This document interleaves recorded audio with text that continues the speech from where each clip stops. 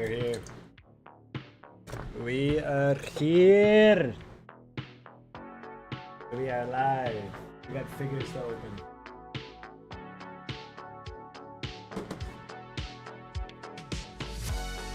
We got figures to open. We got figures to put on the shelf. We got games to play. Gears of War Reloaded. Skate Early Access. We got music to listen to.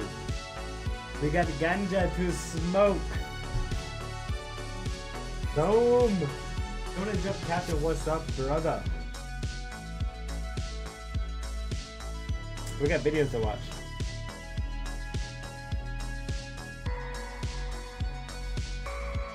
I don't know about you guys, but I've been really, and I mean really, enjoying Alien Earth. What about you guys? You guys been watching Alien Earth? Let me know.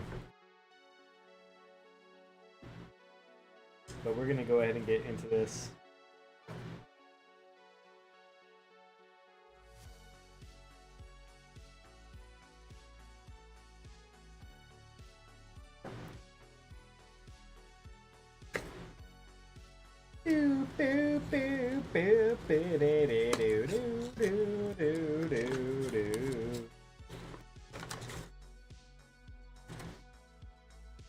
Pow pow pow pow pow pow pow pow pow pow pow pow pow pow pow pow pow pow pow.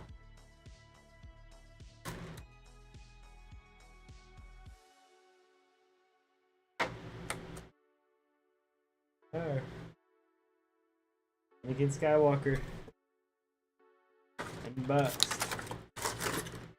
ready to go on the shelf.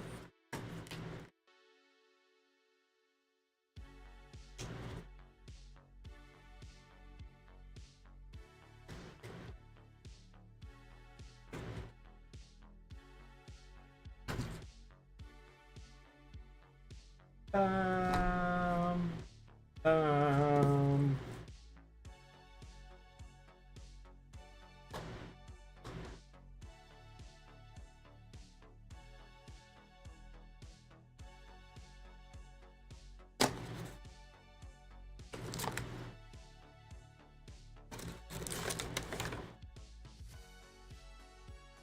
Grandmaster.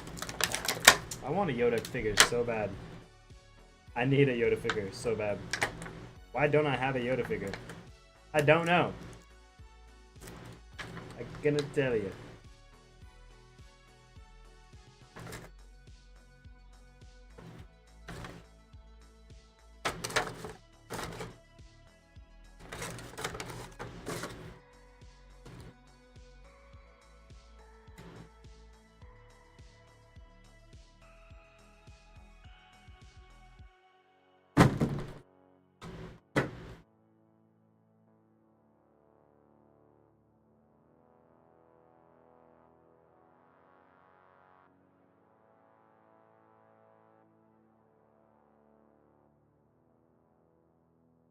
So here is NECA.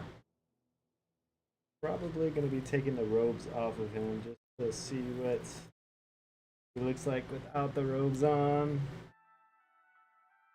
He looks better in my opinion without the robes on. The robes look like shit. Articulation is pretty good for a Wookiee.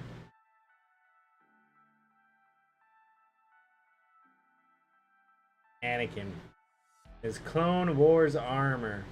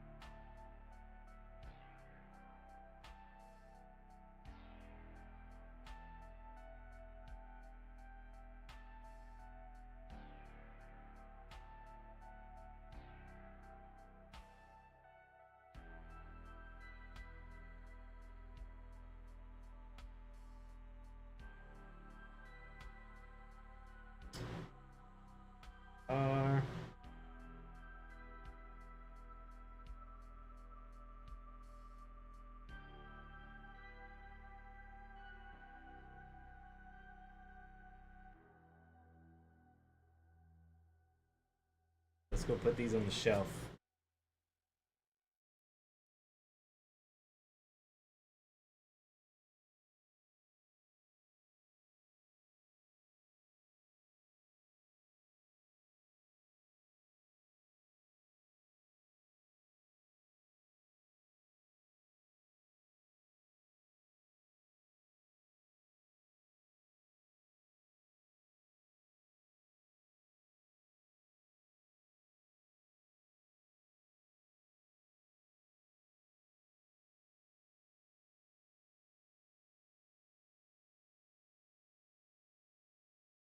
Boom. New figures on the shelf, baby. Let's go.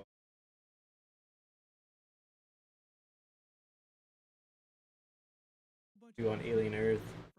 Starting to get really trippy as we get more and more xenomorphs manifesting on the show, so we'll break it all down. If you're brand new to the channel, be sure to subscribe to get all the episodes.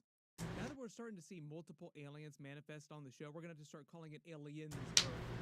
The episode title was Observation, a reference to many different things in different groups being observed by other things. So they're observing the eyeball tentacle creature as it gets onto the sheep, but they're also being observed by it, who is also extremely intelligent, as they note.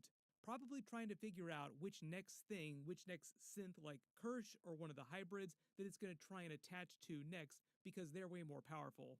Basically plotting its escape the same way that the xenomorph, probably once it grows to full size, will also plot its escape too.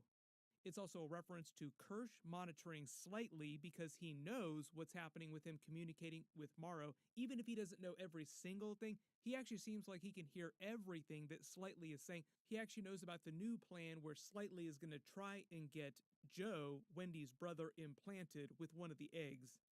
And it kind of seems like he's letting that play out. For what reason, we will find out. Maybe he just wants to find out more of what Yutani is eventually planning, or he just wants to treat this like another science experiment just to see what will happen, because Kirsch seems fascinated by all this. And the episode title is obviously a reference to Wendy, who is observing the new chestburster that then treats it kind of like a mother or a big sister or another one of its kind. You can let me know what you think the vibe is there, because it cozies up to her the same way that a young member of its race would cozy up with, say, like a queen. Once it grows to full size, does this mean that it's going to be loyal to Wendy?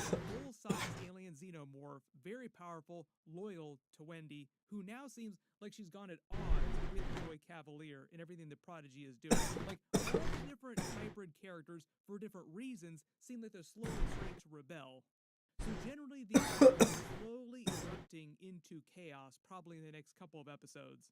You remember, there's only 8 episodes total, so like there's only a couple more episodes before things really have to go off the rails. Now we have 2 potential new xenomorphs, like one chestburster, confirmed new xenomorph eventually once it grows to full size, and also the one that Morrow wants Slightly to help create. So technically, a second xenomorph. This week they continue the trend of doing recaps of previous episodes showing footage of them under the opening titles, but also this time transpose it with the shot of the doll's head washing up on the beach from somewhere, who knows, to foreshadow the hybrids potentially being destroyed or ripped apart by the xenomorph or multiple xenomorphs eventually. Like, we're all kind of wondering when one of the hybrids is going to get ripped apart, because it's kind of what happens to different types of characters in alien movies. They always get ripped apart in different ways at some point. The opening scene is of Wendy being monitored by Kirsch and the scientists. I'm actually really liking Alien Earth a lot. It's good as fuck. Updating them on Good the AF. With Wendy hearing the xenomorphs, the face hugger, as they operated on it and collapsed. But the way Wendy explains it, it was actually the alien tadpole that she heard screaming, not the chestburster and not the eggs. Just to set up the idea that she has learned to communicate with the xenomorphs themselves. And we find out that the other technicians, the scientists, and Joy Cavalier have also figured that out too. And he's really, really excited by this. Like, please figure out how to communicate with them and see what they want. Because remember, this whole reason for this endeavor, the hybrids and transhumanism, is to have a conversation with a more intelligent being than he is. Figure out what the aliens are saying.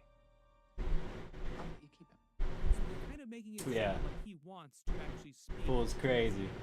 He might get his wish, and usually what does happen to the characters in alien movies, most of them get killed off in darkly ironic ways. There are a couple moments later in the episode too where he talks about being implanted with other aliens. There just a number of deaths that he potentially foreshadows for himself, a number of possibilities. We will see if he survives Season 1. There are a couple other notable details in the background too while this is all going on. Notice outside the door to the lab, the bottom portion of the wall has scoring on it for some reason. Not clear what is this from? Maybe it has something to do with the mystery dude in the hazmat suit that's always spraying the walls that they've never fully explained. Just a mystery dude just out there just working. Yeah, what the fuck is that? There are a couple funny moments and references here. So Boy Cavalier will just say anything that pops into his brain. So he comes in talking about getting a colonic and then making a joke about voyages of discovering things up his butt. There are many, many more Peter Pan story references, and obviously they've been doing that in every single episode, but if you look at what he's actually wearing, it seems like it's all patchwork. The seams are frayed, showing he's basically meant to be the Peter Pan of this whole scenario. A couple moments putting Curly at odds with Wendy again. Remember, Curly is the really competitive one that wants to become his new favorite, but once he learns that Wendy can communicate with the Xenomorph, but none of the other hybrids can, that basically evaporates any potential she had to become the favorite, which pisses her off. There are a couple funny moments with her also pressing buttons randomly like a little kid would press buttons. You remember, though, that only Curly cares about being the favorite. Wendy does not care about this competition that Curly is having. Also based on later events in the episode, with her catching Boy Cavalier in a lie, makes it seem like she's on the verge of rebellion, too. Like all the different hybrids, for various reasons, seem like they're about to freak out and rebel. There's another David type of moment where Boy Cavalier admonishes Kirsch for being inferior again and orders him back to study the specimens more. We will see if that's a red herring or if they tie that subplot in with what's happening with Morrow and with Slightly. Maybe that has something to do with him just letting all this stuff with Slightly play out. Like he hasn't informed any of the other security or Boy Cavalier what he was doing with Slightly. Hello, can you hear me? There are a couple moments where Boy Cavalier reminds the scientists that you guys are still catching my fan. As science I need it like right there though. Bones that you could replace if they are broken, not people. There's this whole morality argument that happens later through the episode too, especially What about now? Slightly storyline. They also You guys hear as to whether or not the my fan now? People or just copies of Yes or no? data walking around in humanoid-looking bodies. Probably one of the funny things with all that is that the people who run the company, like the second in command here that works with Boy Cavalier, admits that they have no idea. Like literally nobody can answer that question at the moment. They're trying to figure that out. When Joe, her brother, enters the room, there's a couple funny moments from Boy Cavalier too, where he just comes right out and says the thing, "You will never believe what we did with the lung that we took out of your body." All because her brother probably signed an employment contract with them when he initially joined the sub-company that he worked for, his medical team, in the war, where it basically gives the company the rights to do whatever they want to with his body, like they literally and metaphorically own him. So part of the idea is they want to show you Boy Cavalier has really like no moral compass, like he has no moral problem with using his body parts, but also legally, he's not worried about it either. Even if her brother were pissed off about it, there really isn't any recourse open to him. Which they also remind him of later in the episode when he threatens to quit because he doesn't like the terms of the new contract that they offer him. Basically reminding him that they own him and they can do whatever they want, so he should just do whatever they tell him to do. Probably not going to go down that way, like we're just teasing more characters rebelling against the company in different ways for different reasons. There's no universe in which you get to take her home. When they start digging in on the actual science of xenomorph communication, they make it sound like it's happening way above normal registers, like it's a combination of different frequencies, closer to 100 hertz. Way, way beyond normal animal communication. I think even whales don't hear that high up in the spectrum. Cavalier makes an Isaac Asimov reference, also setting up the twist later in the episode where Toodles says that he wants to rename himself Isaac, and it is a quote of his from real life that certain levels of technology are indistinguishable from magic. He likens what she's done developing the ability to communicate with the xenomorphs to her hacking the Prodigy servers in earlier episodes without really thinking about how she did it, like she just did it. So the idea is that she's evolving as a type of person, which is what he's really excited about.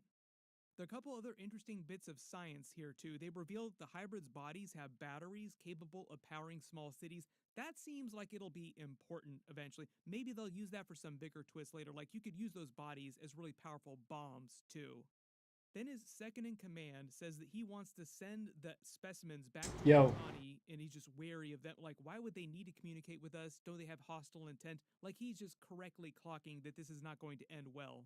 Cavalier seems like he's That's worried so. that they'll be used against him potentially. Like, he doesn't want to wake up with one implant. You see any inside him. gameplay here, Like I bud? said, this could be one of the things they're foreshadowing for his ending, or it could just be a red herring. I think it depends on what their plans for potential season 2, season 3 would be. When he says this is my world, they all live in it, remember this place is called Neverland, and he is the Peter Pan of this scenario. He tries to make it seem like he's controlling the scenario, but in reality, once things get crazier in the next couple of episodes, chaos will devolve, and he probably won't be able to control anything. Wendy shows her brother her room, and they reunite. They talk about the history when she was sick, when she was still alive, technically.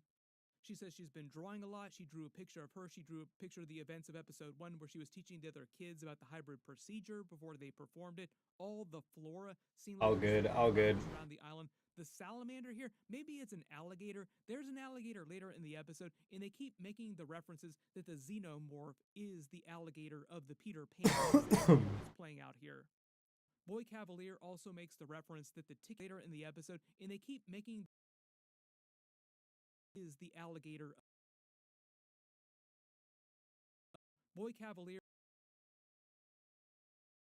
the alligator's belly is also the sound that the xenomorph makes when it's communicating with Wendy.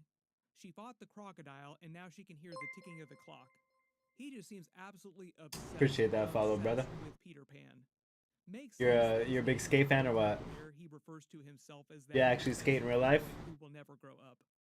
Wendy also confirms that the blue light that we saw around her head when she slept in the first couple of episodes and in the recent episode is basically her recharging the battery inside her body.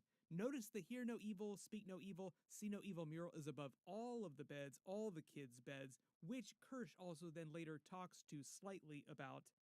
Her brother talks about the past with her and how the company and their father lied to him about her death, and neither the company or her father would let him visit her in the hospital as she lay dying.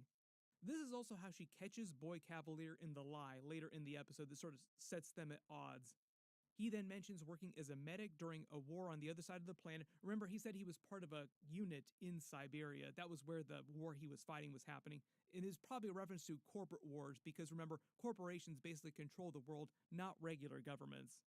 There's a couple more lore dumps later in the episode too, where they do more world building for what Earth is like during this part of the timeline with all the different corporations.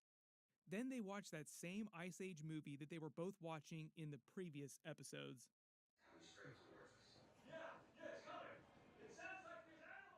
Boy Cavalier recites more from the Peter Pan book, like it seems like he reads the Peter Pan book to them almost every single night.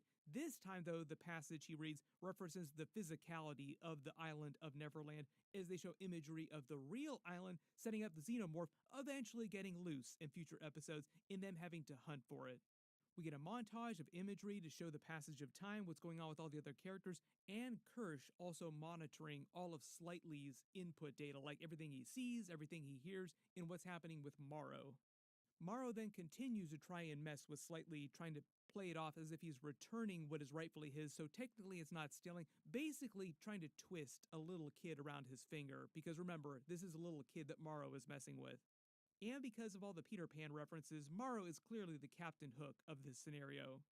He even has a really wicked-looking prosthetic limb.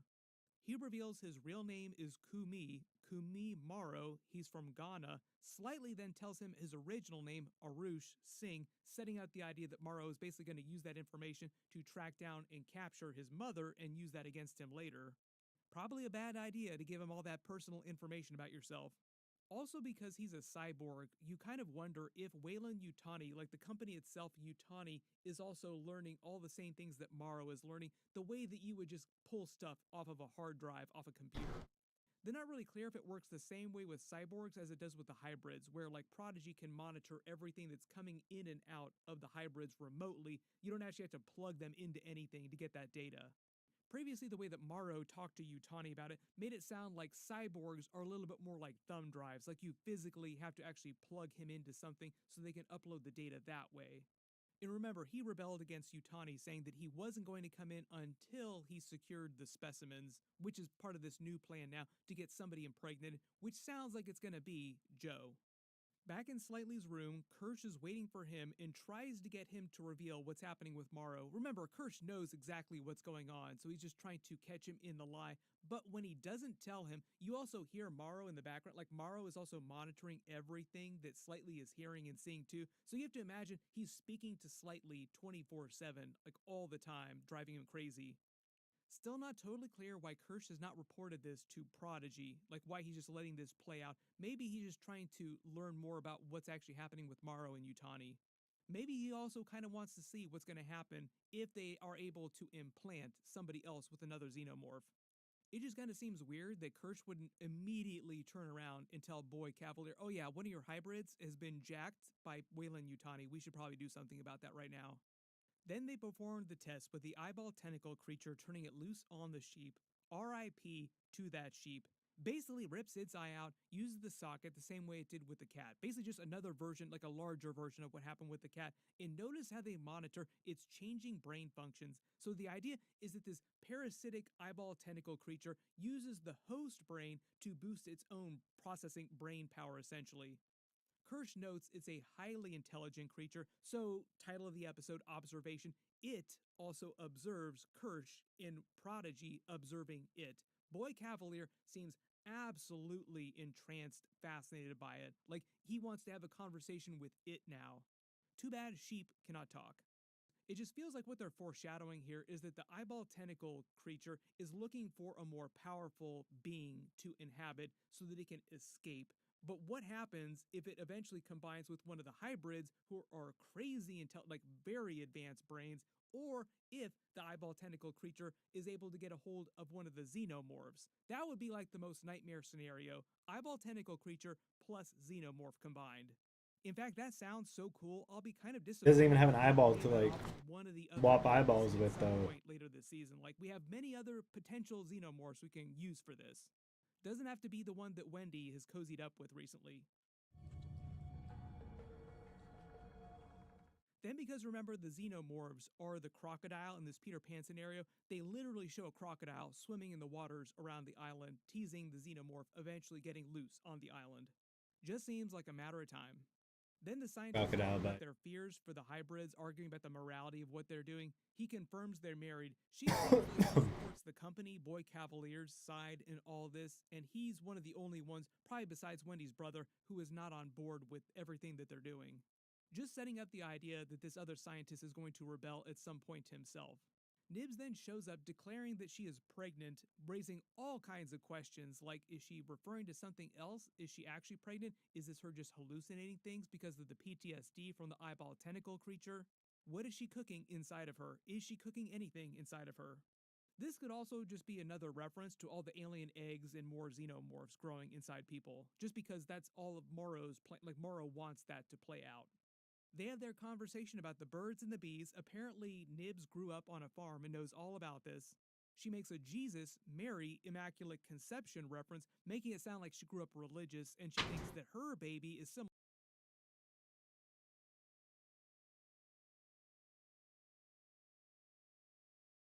because she confirms there is no father, and also uses the toy animal to speak to it as if it's an actual thing.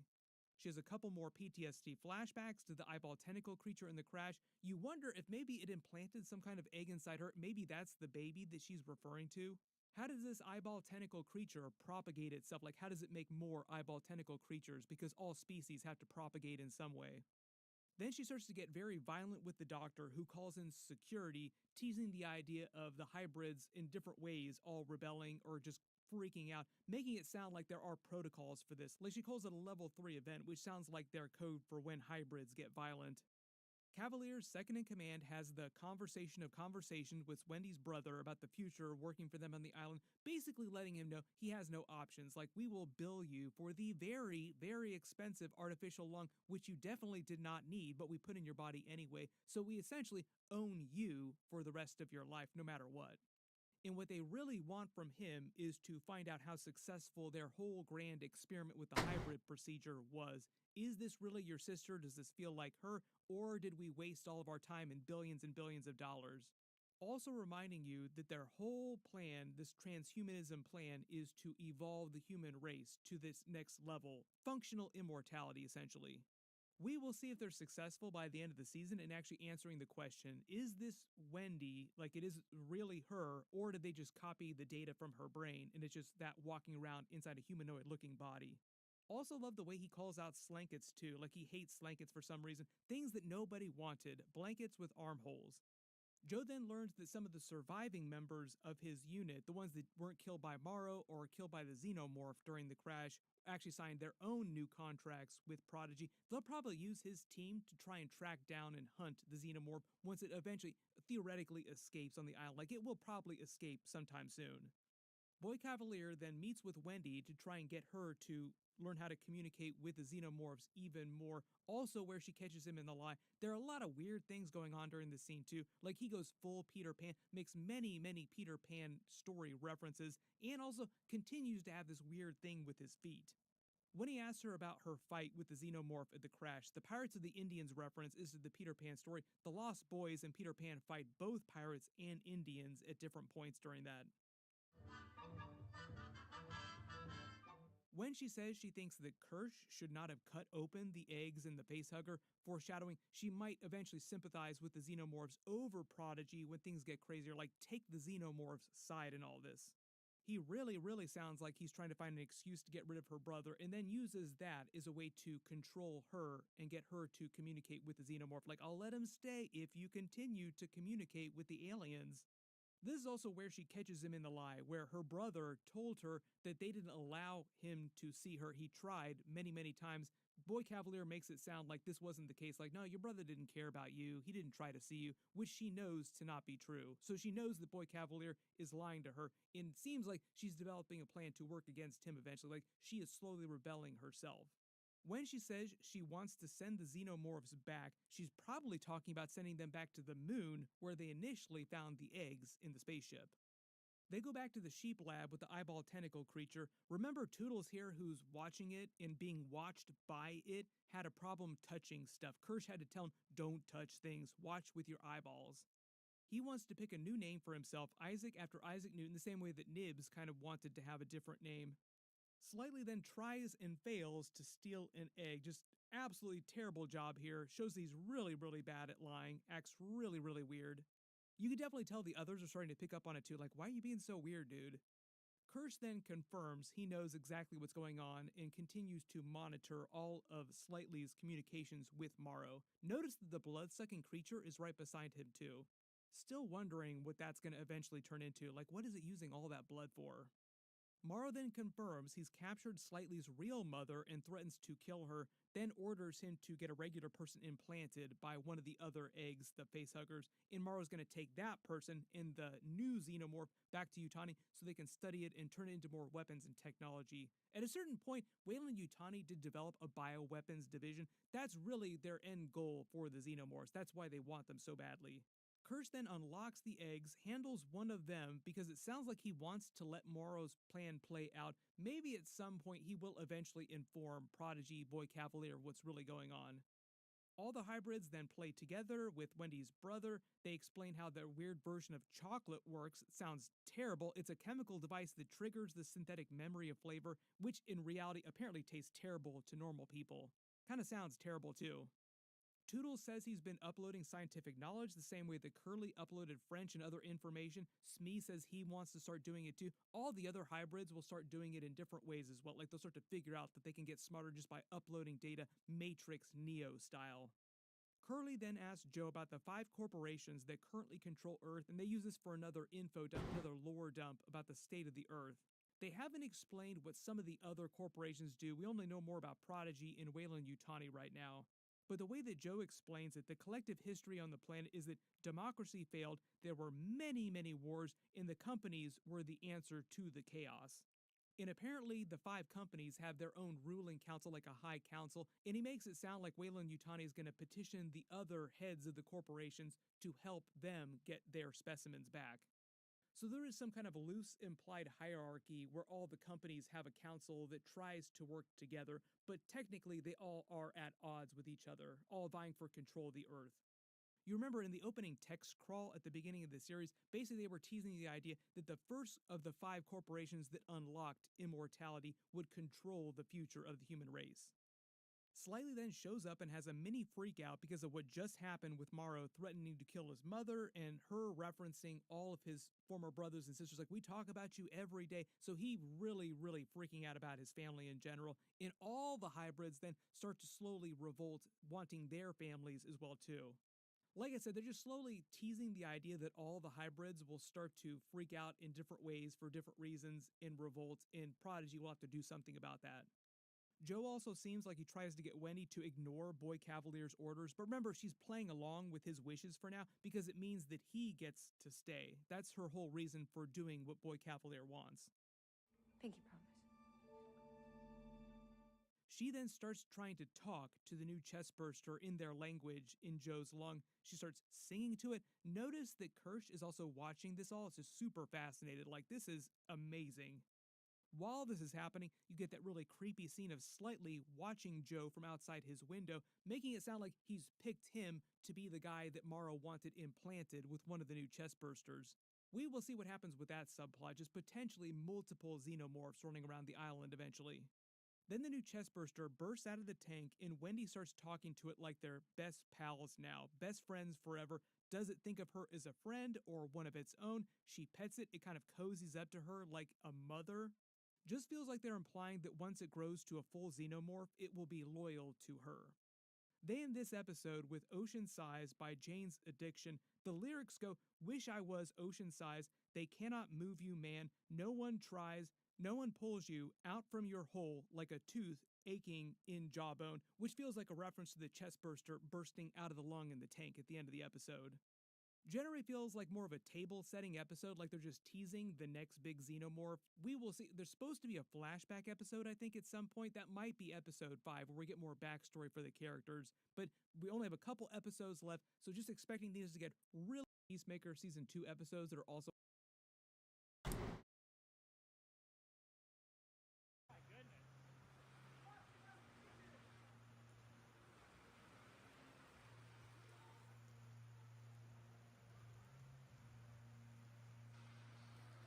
Crazy. Oh, it's illegal!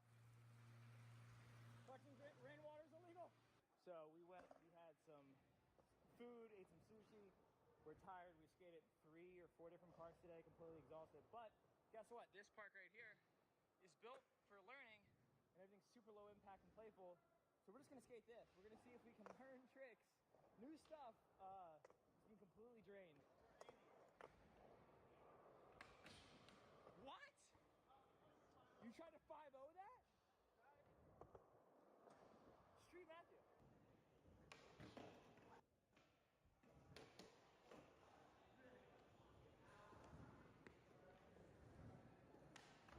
Oh my god.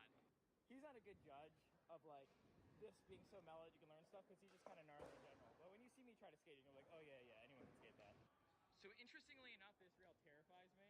It's just like too low for me. That was sick. One more.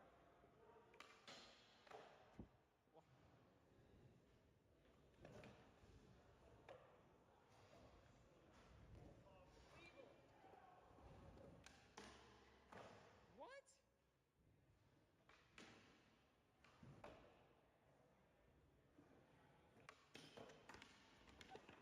Jeez. Oh, yeah, Matt, how old are you? 22? 23. I turned 23 last week. These spring chickens. He's got that energy. I'm dust. I don't know how you're doing that. I mean, this thing's built to learn how to grind on, but...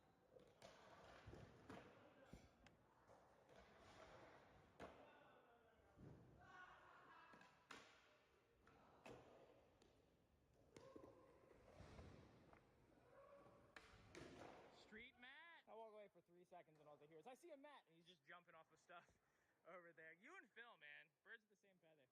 I'm just gonna cruise around. I'm gonna show you how easy this section is to skate, and then maybe I'll actually try some real tricks.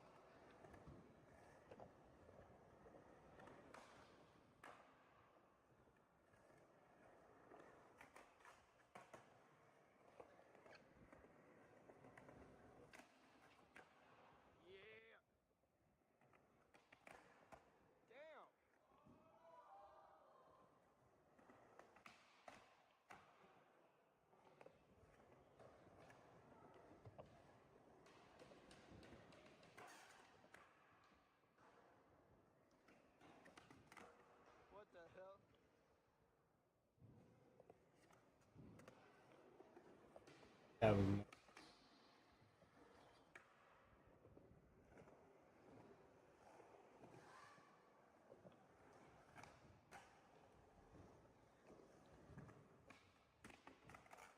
Oh, dude, how did you do that first try?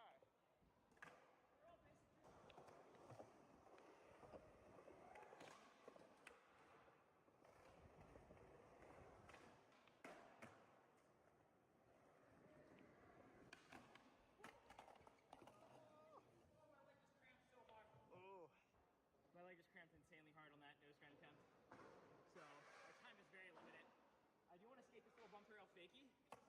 So I'll try fakie 50 because I don't really skate out of bumps fakie.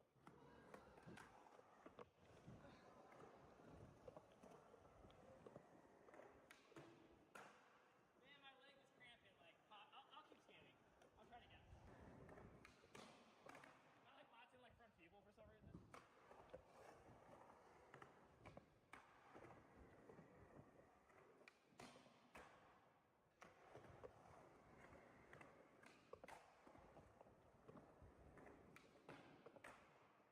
Yeah.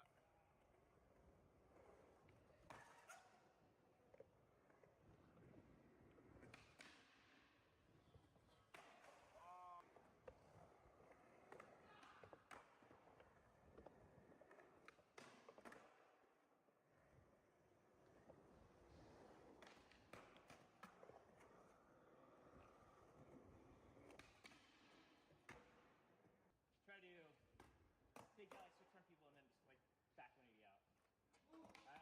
I've done this trick before, but it's been a very long time. Oh, that was scary. Nice try.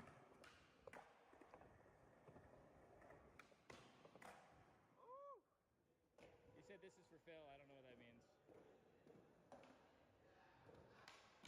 I now know what that means. Yeah, you got that. So Matthew's been here for 4 seconds. He was already learning a new trick there. Okay. 270 front feeble. He's like got into a different grind every time. Yes. Oh. It's not just like the height that's really sick. It's the fact that it's kind of short makes it just seem like you'd be pretty cozy trying whatever. Oh. Someone learned their lesson trying to wally this thing. Oh yes, always got to check the wally ledges. Otherwise you'll end up with the nose stuck in the ledge like that. Oh, ledges. Stuck in the ledge.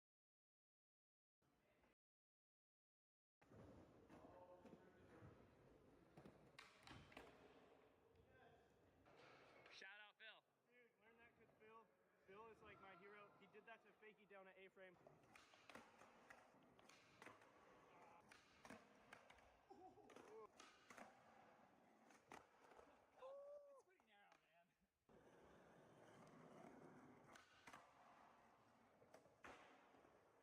Okay, I'm gonna actually do something that I never do. I'm gonna learn. It's kind of narrow. There's a better one for it over there, but that's another video. I'm gonna try to skate the bump rail nollie, which I never do. So I want to do nollie lip, nollie 50, and probably nollie front people. Just do like a mirror version of the trick I did fakie maybe. Yeah, I suck at nollies out of banks.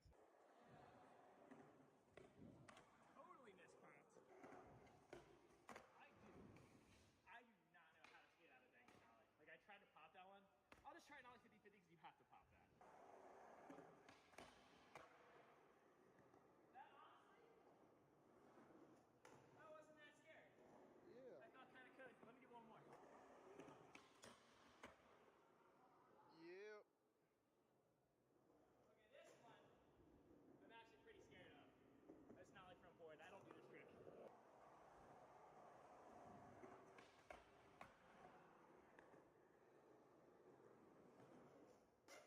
When I said scared, I meant like this is so easy. Well, it's kind of narrow because of the Euro gap, so I didn't think I was going to be able to do it. I'll do one more. Yeah, that feels really easy. Okay. I think I've been putting off nollie on a bumps to flat bars. I've been putting it off out of fear, and it's like really cozy. Yeah, you did that like 2 in a row. They were easy. Should I try nollie 5L? Okay, truth. Suck at front 5-0s and rails. I'm gonna front 5-0 it. I'm gonna try to not like front 5-0 it. You see how bad I am at front 5-0s? You see the hesitation, the fear, the weakness. Let's fix it. Why am I so scared of this trick? Andy would never. No, I'm just kidding. Look at this. I don't lean back enough. I just had to be confident. One more.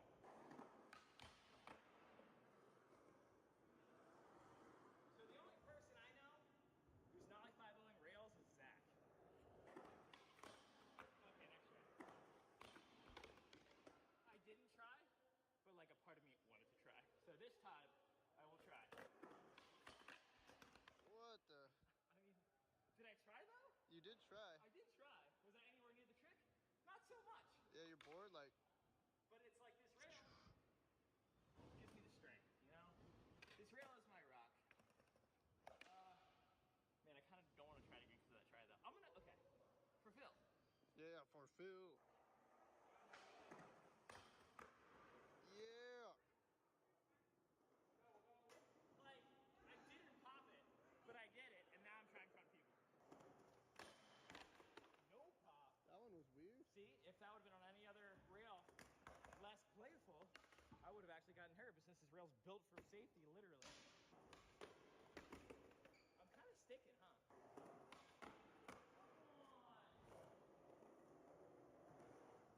Like, I'm stoked on that, but it's not what I'm trying.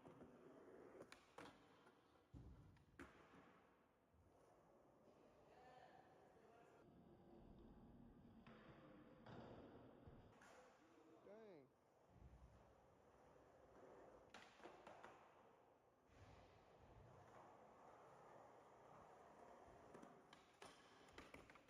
I was stoked on that flip trick. No.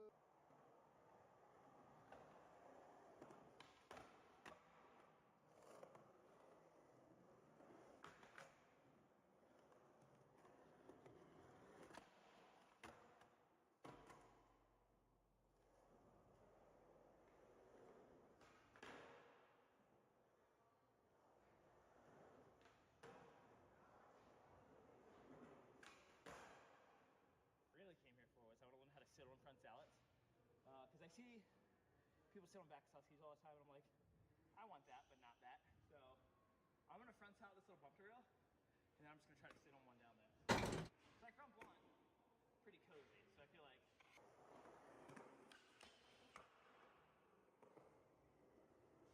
Motherfucker. okay,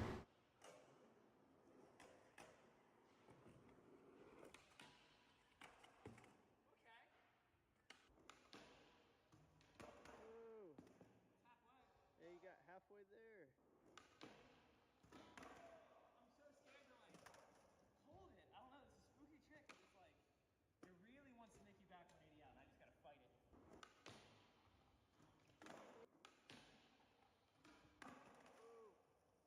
It's really fun. Like I'm like learning, but also like having a ball. I really don't want to go to fakie, but I might go to fakie on accident.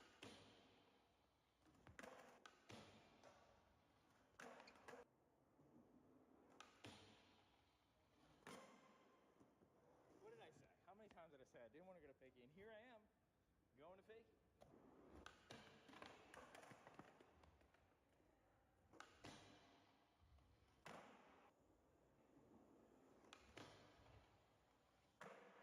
Yeah, that was sick. Yeah, I don't know how people hold that trick. Craig's like, I can see Craig coming here and literally just roasting front salad first try, back Susky first try. Definitely Susky first try. At the most, salad second try. And then Zach would just Susky every variation. Zach doesn't front salad, I don't think, though. I'm sure he can. Yeah, it's like super late. It's like midnight. We've skated. I've already filmed, I think, 3 videos today, so forgive me for not skating extremely hard. What the whole point though was like to show you can learn tricks here being completely dust. So that means like if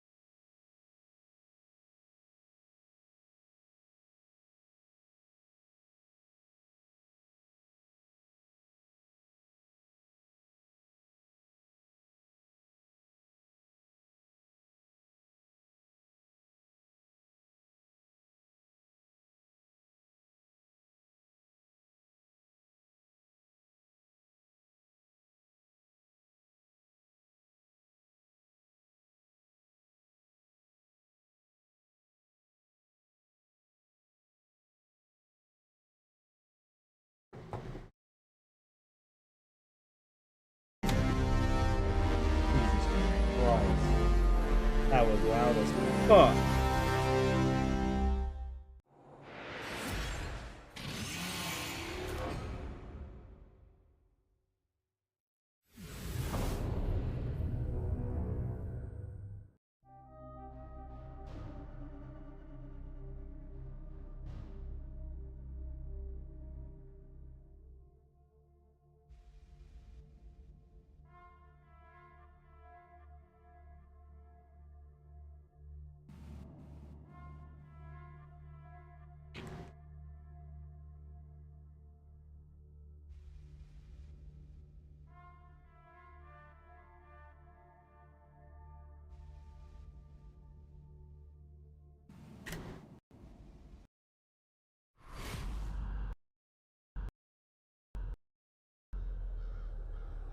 For a time, Come on.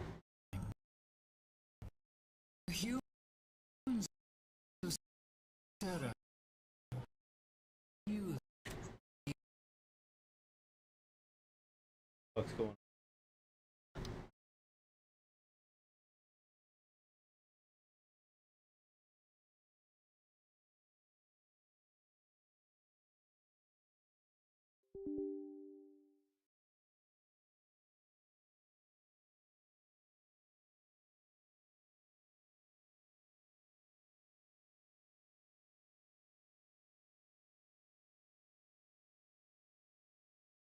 the illusion of peace. Until Emergence Day.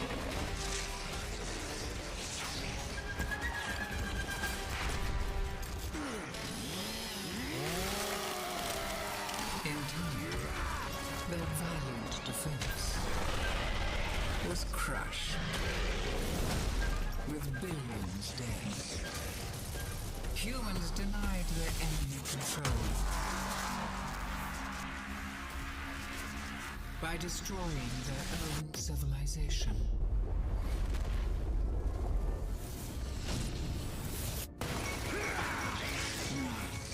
The long struggle against overwhelming odds approaches a final, desperate stand.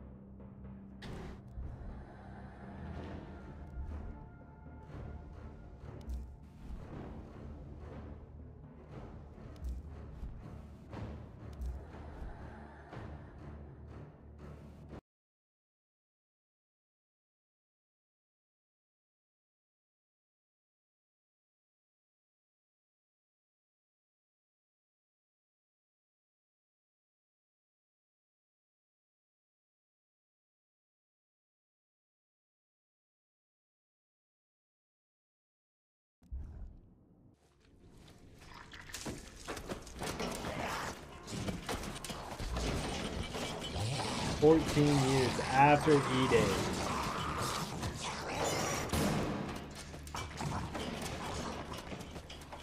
Jack, rip that door.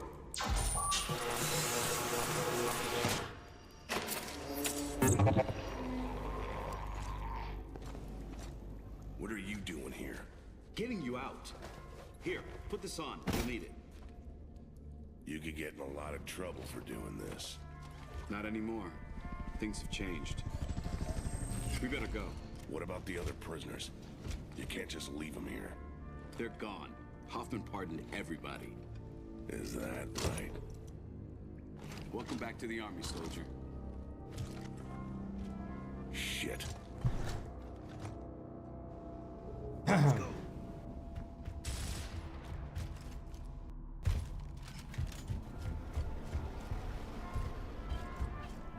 options. We can go back the way I came, through the guards' quarters. It takes time, but it's safe.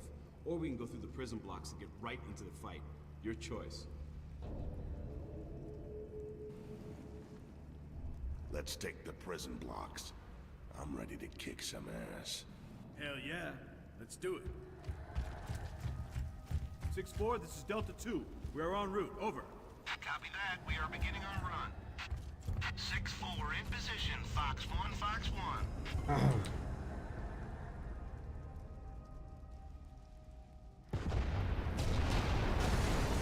Hey! 6-4, this is Delta 2. Hold your fire. We are inside the prison. Over. Roger that. Holding fire. Advise you relocate ASAP. Man, if Command knew I was here to get you, I'd be in some deep shit. Come on, let's go.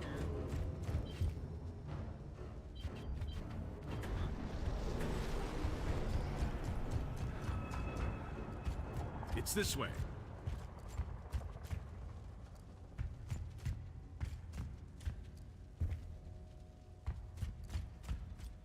Nice. What the hell's been going on in this prison? You don't want to know. Ground units are taking heavy fire. We have hostiles in all directions. Copy that. Calling for reinforcements, over. Marcus! The tower!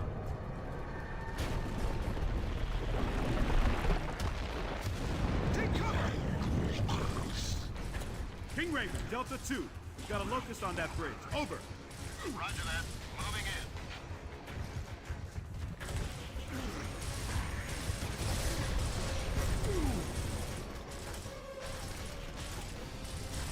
Oh, yeah! 6-4, we are moving to your location. Over. Copy Mark, that. We are grab the clearing grenade. area for extraction.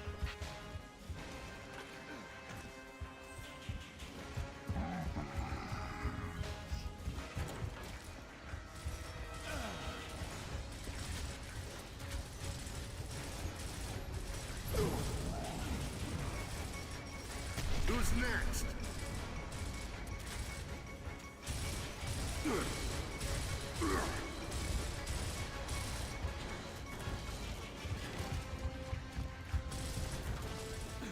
Marcus, use your grenades!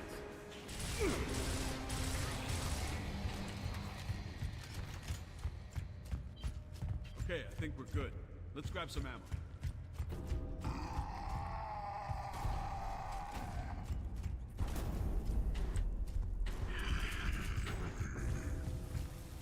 Marcus, they're cutting through the door. Take cover. Take cover!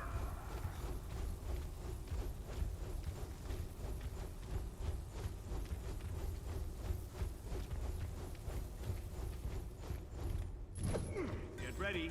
Here they come!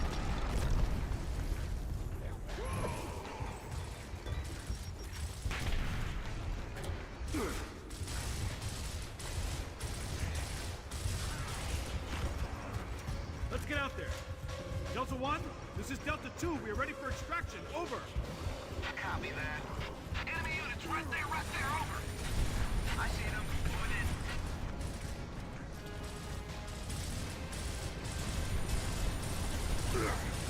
Flank left.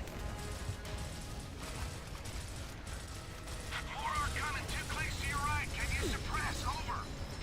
Negative. We can only cover one target. We need your guns. Over. Let's go! Negative.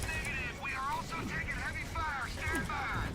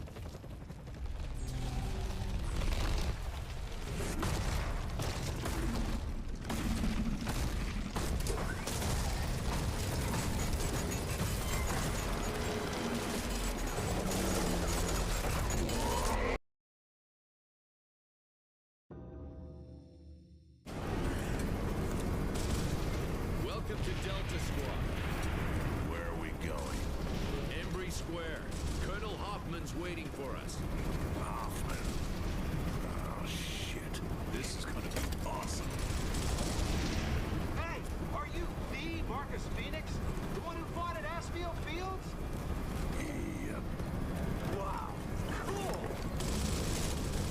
Not really.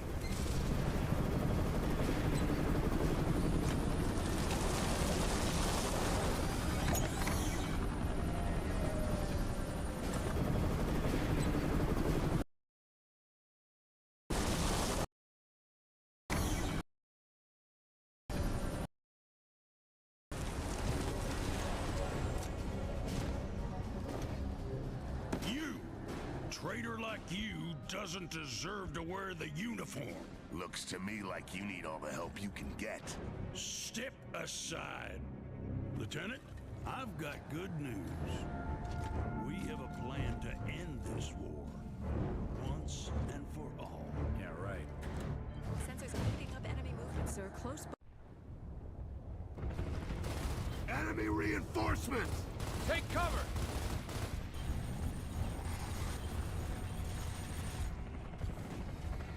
That one was on the house. Good luck, Delta.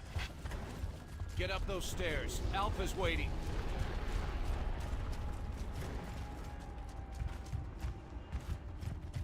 Okay, man, here we go. You still got it? I guess we'll find out, huh?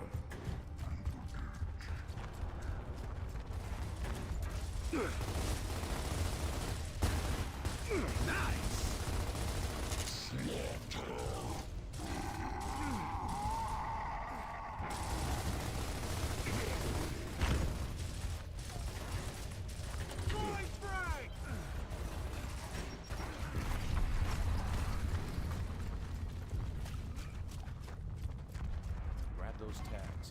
Family back home.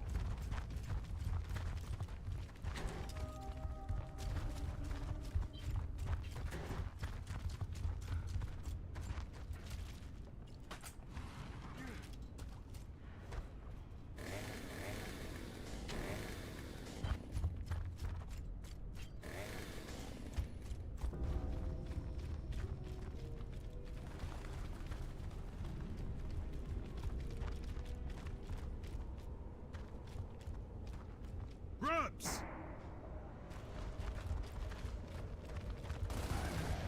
Marcus! Flank him!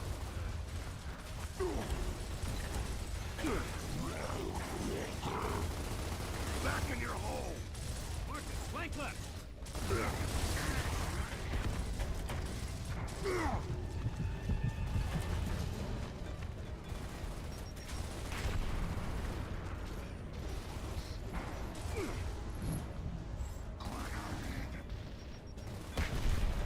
Miss!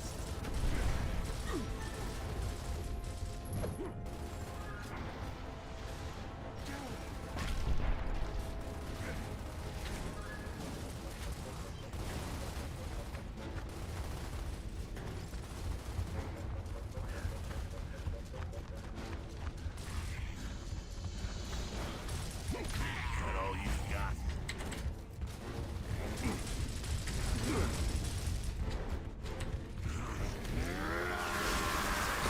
Nothing but bits.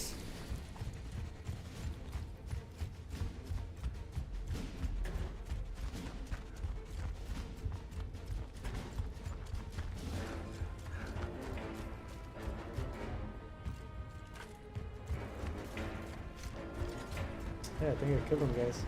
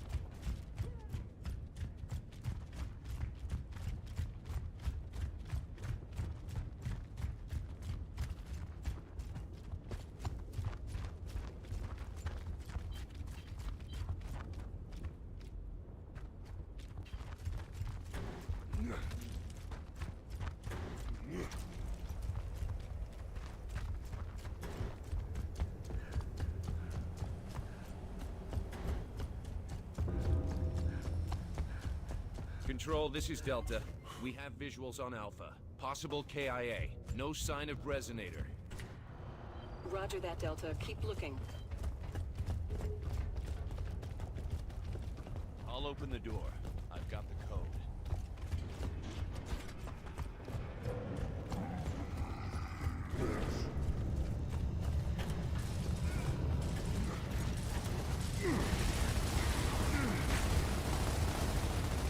Oh, yeah.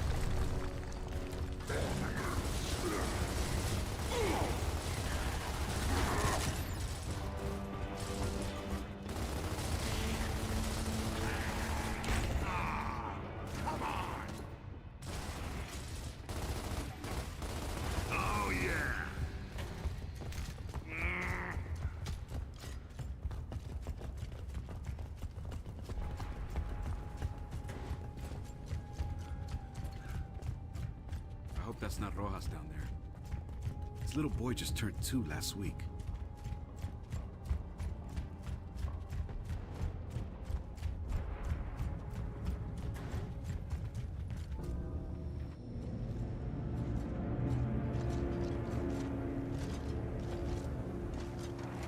Well, it could be Alpha. Cog tags are gone.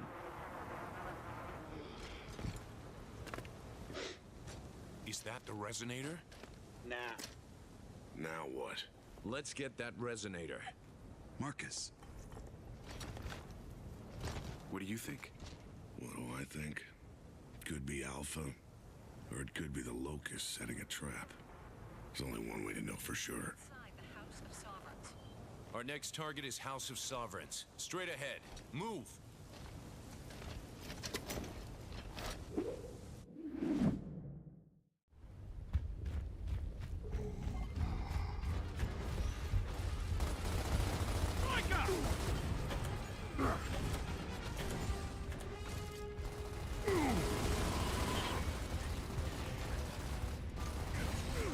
Marcus, flank right.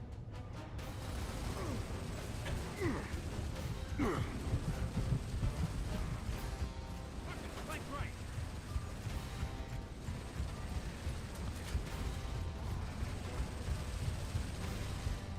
Oh, yeah! Damn it.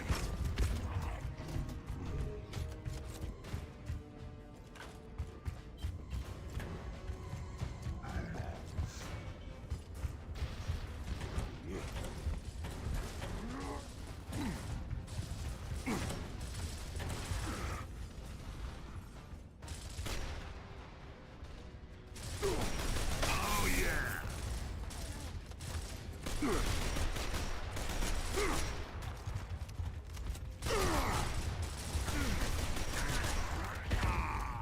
Come on!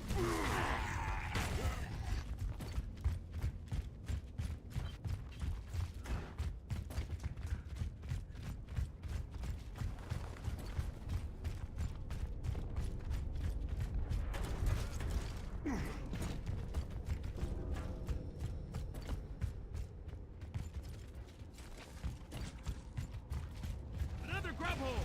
Get a frag in there.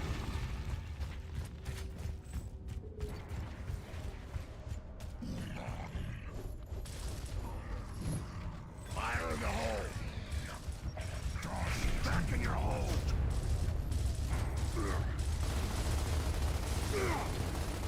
Damn it! Grub hole! Plug him up.